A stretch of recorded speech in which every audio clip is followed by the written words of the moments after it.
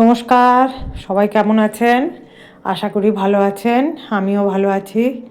চলুন অন্য দিনের মতন আজকেও একটা রেসিপি শেয়ার করব। আজকে করব পনির, ক্যাপসিকাম, আলু দিয়ে একটা তরকারি। খুব সুন্দর, রুটি, লুচি, পরোটা সবার সাথেই ভালো লাগবে। তো চলুন রেসিপিটা শুরু করি। দেখুন, এইখানে আমি পনির নিয়েছি 500 গ্রাম। 500 গ্রাম পনির নিয়েছি। তরকারিটা একটু বেশি করেই করব। আর নিয়েছিলাম আমি 3খানা ক্যাপসিকাম। আর বাটনাতে দিচ্ছি পোস্ত, কাজু, আদা, কাঁচা লঙ্কা, ধনে পাতা। এগুলো পেস্ট করব। এগুলো মিক্সিতে ভালো করে পেস্ট করে নিয়েছি। দেখুন, একদম মিহি পেস্ট করে নিয়েছি। এরপর কড়াতে বেশ কিছুটা সাদা তেল দিয়েছি। তো আমি ক্যাপসিকামটা ভালো করে তেলে ভেজে নিচ্ছি। ক্যাপসিকামটা ভাজতে কিন্তু একটু সময় লাগে, তো তাই আমি একটা ঢাকা দিয়ে দিয়ে ক্যাপসিকামটা ভাজবো, যাতে ভাজাটা ভালো করে সুন্দর করে হয়। তার আগে বলি, আমি 500 গ্রাম পনির দেখালাম, আমি কিন্তু পনিরটা ফেলে রেখেছি গরম জলে। দেখুন, বেশ কিছুটা ভাজা একদম হয়ে গেছে পনিরটা। দেখুন, ক্যাপসিকামটা একদমই ভাজা হয়ে গেছে। এরপর আমি আলুটা ছিল, আলুটা ভালো করে ধুয়ে আলুটাও দিয়ে দিলাম। এবার আলুটা ক্যাপসিকামটা ভালো করে আবারও ভাজবো। তাও আমি ঢাকা দিয়ে দিয়েই ভাজবো, যাতে আলুটা তাড়াতাড়ি সিদ্ধ হয়ে যায়। তো যাই হোক, আমি ঢাকা দিয়ে দিলাম একটা। ওই 2-1 সেকেন্ডের জন্য ঢাকা দিচ্ছি। এরপরে আবার একবার তল উপর সুন্দর করে করে নিচ্ছি। এরপরে আমি দিয়ে দিচ্ছি ওর মধ্যে একটা গোটা টমেটো, আর দিলাম আমি আদা রসুনের পেস্ট। এবারে ভালো করে আদা রসুনের পেস্টটা যাতে কাঁচা গন্ধ না ওঠে, আর টমেটোটাও যাতে তাড়াতাড়ি করে গলে যায়, ভালো করে আমি করে নিচ্ছি, মানে ভেজে নিয়ে ঢাকা দিয়ে দিচ্ছি। ভালো করে নাড়িয়ে চাড়িয়ে আমি এটা সুন্দর করে ভেজে নিচ্ছি। এরপর পেস্টটা দেখালাম, পেস্টটার মধ্যে দিয়ে দিচ্ছি আমি ধনে জিরে গুঁড়ি। একটু যেহেতু পরিমাণে বেশি, সেহেতু সেই পরিমাণ মতনই আমি দিচ্ছি মশলাগুলো। এরপরে দিয়ে দিলাম আন্দাজ মতন হলুদ,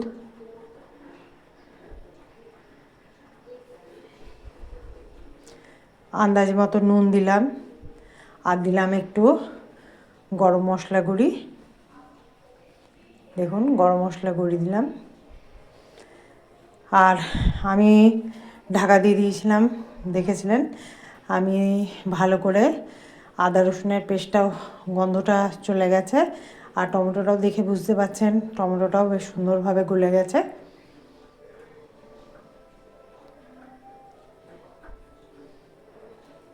ভালো করে আবারও তল উপর করে নাড়িয়ে যাচ্ছি।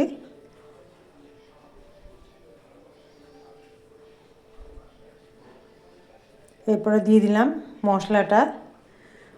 মশলাটা মিক্সির বাটিতে যা ছিল, মিক্সির বাটিটাতে ধুয়ে একটু জল দিলাম।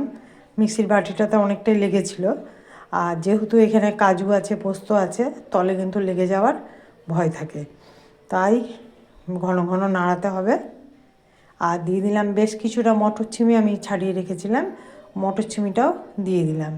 দিয়ে আমি মশলাটাও ভাজা হবে আর আলুটাও ভালো করে সিদ্ধ হবে। এখন একটু নাড়িয়ে নিচ্ছি ভালো করে তল উপর করে। তারপরে কিন্তু আমি একটা ঢাকা দিয়ে দিচ্ছি। গ্যাসটা অবশ্যই একদম লো আঁচ করে আমি ঢাকা দিয়ে দিলাম। দেখুন, এরপরে ঢাকাটা খুলছি আমি। দেখে বুঝতে পারছেন অনেকটাই মশলা ভাজা হয়ে গেছে। ভালো করে তল উপর আবার করে নিচ্ছি, কেননা ওই যে বললাম পোস্ত আর কাজু বাটা আছে, ওটা কিন্তু বড্ড কড়াইয়ে লেগে যায়। দেখুন, আলুটাও আমার মোটামুটি 80% সিদ্ধ হয়ে গেছে। আবার আমি গ্যাসটা লো করে ঢাকা দিয়ে দিলাম। সেই ফাঁকে আমি পনিরটা এবারে কেটে নিচ্ছি। পনিরটা আমার ভিজানো আছে কিন্তু গরম জলে। পনিরটা কাটা হয়ে গেল, মশলাটাও সুন্দর করে ভাজা হয়ে গেল। দেখুন আলুও সিদ্ধ হয়ে গেছে, মটরশুঁটিগুলোও সিদ্ধ হয়ে গেছে, আর মশলাটা বেশ সুন্দর কষানো একটা গন্ধ আসছে, বেশ ভালো লাগছে।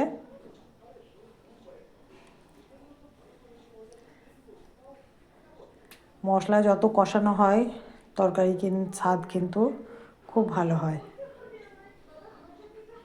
এরপরে আমি দিয়ে দিলাম একটু জল। জলটা কিন্তু আমি একটু গরম জলই দিলাম, ঈষদুষ্ণ গরম জল। গরম জলটা দিয়ে ভালো করে আবার তল উপর করে সুন্দর করে নাড়িয়ে নিচ্ছি।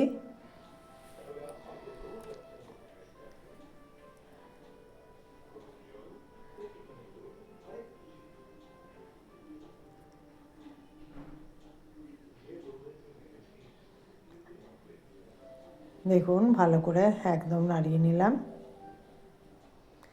এরপরে কিন্তু আমি এই জলের মধ্যেই আমি দিয়ে দেবো কেটে রাখা পনিরগুলো।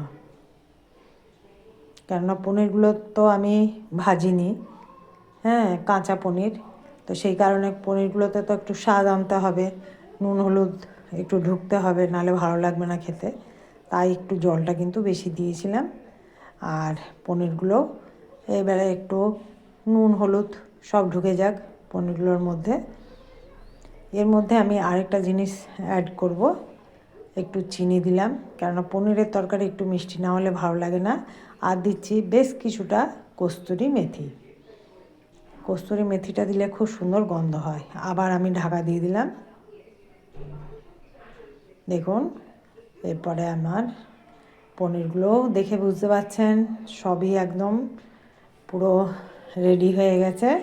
আর একটু ঝোলঝোলই রাখবো, আশা করি আপনাদেরও ভালো লাগলো।